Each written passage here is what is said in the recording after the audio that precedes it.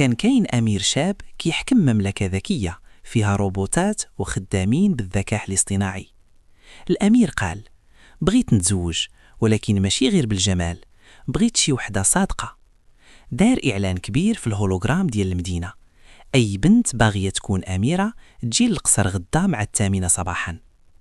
نهار المسابقة تجمعوا البنات كاملين قدام القصر، كل وحدة لابسة أحسن لباس فضائي ديالها.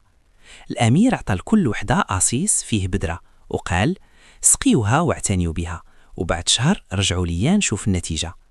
بعد شهر رجعات البنات كاملين ومعاهم نباتات كبار وملونين، ولكن وحدة سميتها ماريا جاية حشمانة، القصيص ديالها خاوي.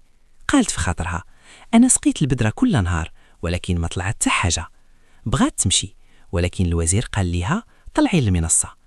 المفاجأة، الأمير ضحك وقال قدام الجميع: البذور اللي عطيتكم كانت فاسدة وما يمكن حتى نبات يخرج منها، اللي جاب نبات راه بدل البذرة. الناس كاملين سكتوا. وزاد الأمير قال: غير ماريا اللي بقات صادقة وما غشاتش، ولهذا هي اللي غتكون أميرة المملكة.